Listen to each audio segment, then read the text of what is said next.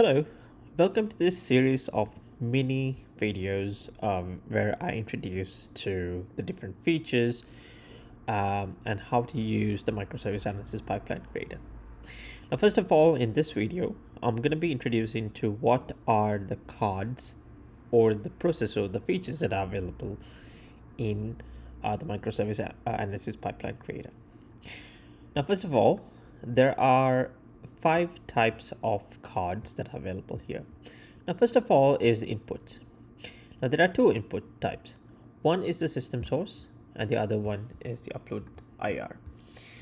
Now, system source is to be used when you have a microservice system which is multi-repo. So in that case, what you need to do is to input the system name. So that would be just one time, and then include all the repository URLs along with the commit IDs so that you analyze the system at a given point of time. This is only an input. This does not really perform any sort of operation. The upload IR is also could be used in case you have an intermediate representation already available in a JSON format using the same process that we use to generate the intermediate representations.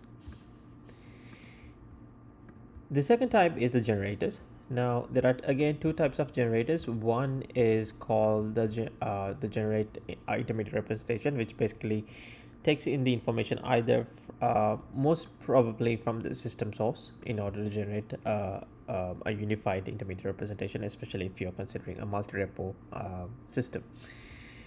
Get components is very similar, but the only difference is that this generates 2 types of outputs. One is the components, the list of components that are in the microservice system, and the other output is the list of endpoints.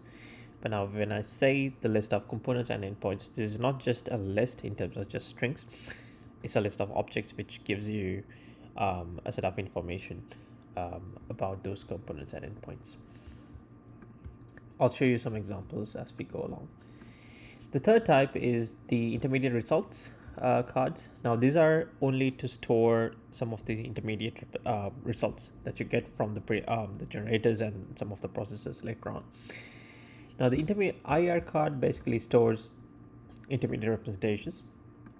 The component card basically stores the component JSON and also the endpoint JSON that is created from the previous 2 processes. Now the third type is the process type. Now we have a couple of processes here. Now one is the formal verification. The formal verifications is where we perform formal verification of the authorization policy in a microservice system. The scenario generator is basically a process which generates authorization policy consistency testing test scenario generation.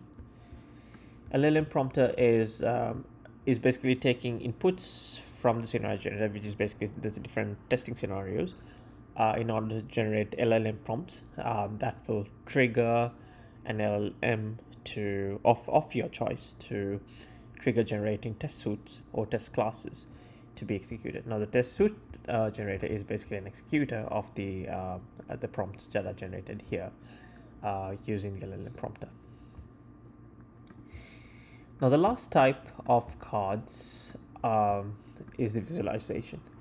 Now the visualization cards allows there are 3. The IR visualizer is directs you to the 3D service dependency graph that we have generated, and in there you could view the entire service dependency graph along with some more information such as whether there are anti-patterns in the system, and also whether there are what are the changes in the microservice system if you want to compare with multiple intermediate representations.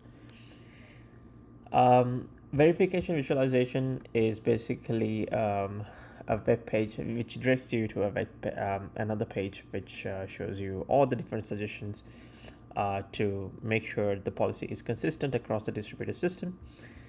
Along with that too also has a graph view to show what are the services that are affected by the policy inconsistency.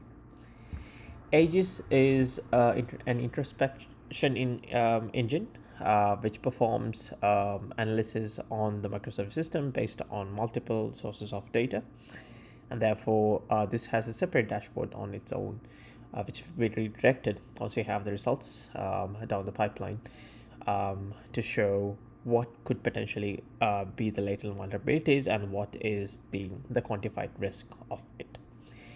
Now, these are all the different cards that are available in the system. And in the next video, I will introduce you to how these cards could be linked and what are the restrictions that are put in place in order to make sure the pipeline is proper. Thank you.